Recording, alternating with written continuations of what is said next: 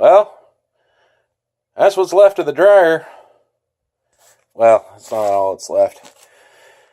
That base plate I probably won't keep. The door I might actually cut the exterior material off and actually save the door, because I might make something else out of it, or at least take off this backing section. You can see the plastic is all eaten up. The felt gasket for this tub went bad, and then the bearing in the back went bad, or the bearing surface, I should say. It's kind of part of the electrical connector at the same time. I don't know. That'll probably get turned into a burn tub, for burning wood in, because it's got nice vents from the bottom, so it could be kind of cool. 2 nice big pieces of sheet metal. I have a plasma torch, so those will be useful to me. I saved the nichrome wire heating element out of it with the phenolic.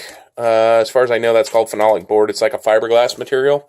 I got a sheet of, I think that's called phenolic material. It's fiberglass in the edge, you can see, and then it's got a metallic coating on it. I also got a little piece of insulating board. It's got kind of a sticky back and a thick aluminum film. I don't know if I'll keep this piece or not.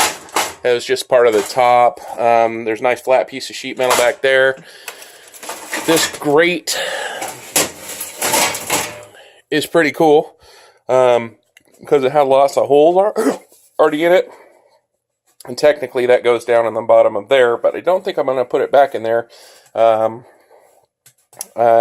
may have a different use for this. Anyways, there's a lot of parts inside of a cheap dryer. This certainly wasn't a ultra high end, but honestly all dryers are pretty much the same.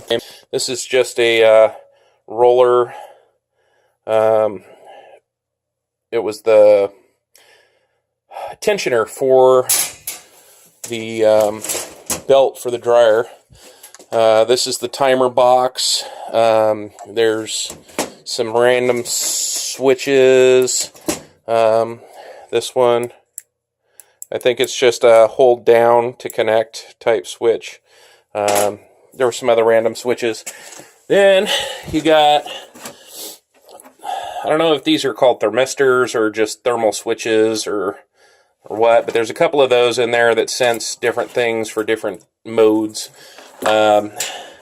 State the obvious, it's got a nice motor, and this motor is good. There's nothing wrong with this motor, so that motor's going to get repurposed.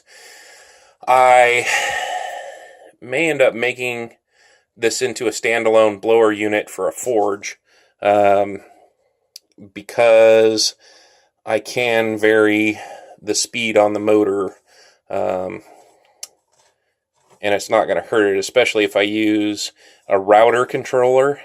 I think that might be the best thing to do, because then I can vary the thing up and down, and if I put it inside of a box, I can actually make a foot switch that will actually, as you push down, it'll go faster. As you let off, it slows down.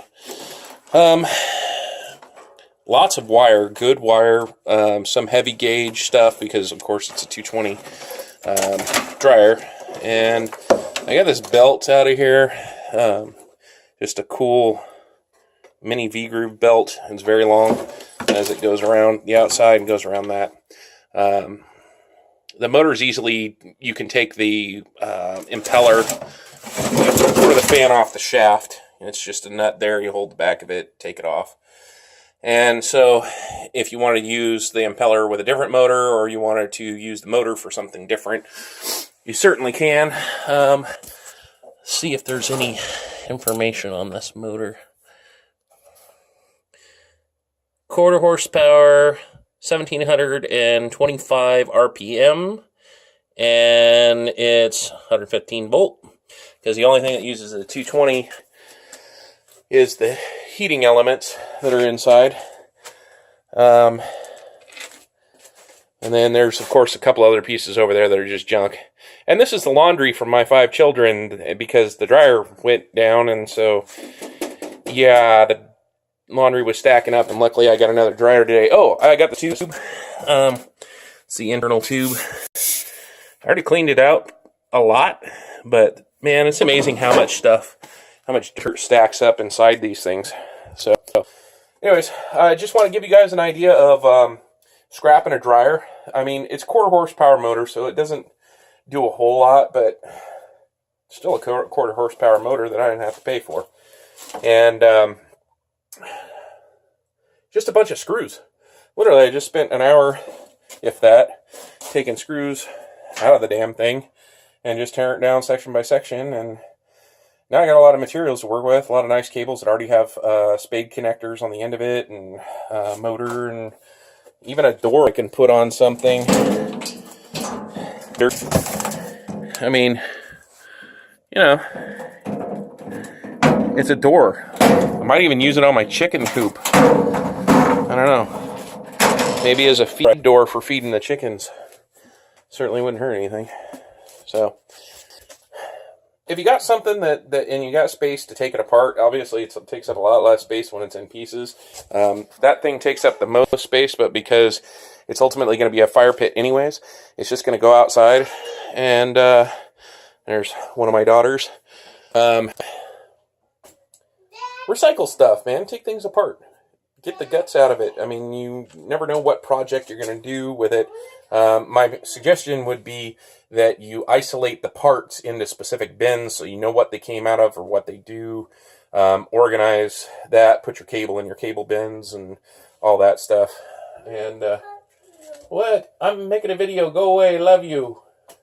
That's my cute little turd that doesn't leave me alone. Anyways, so scrap some stuff yourself. Don't take it off to the dump or to the metal recycling place until you've gotten everything you want out of it. Because motors are expensive, wires are expensive, switches are expensive. It all has a value.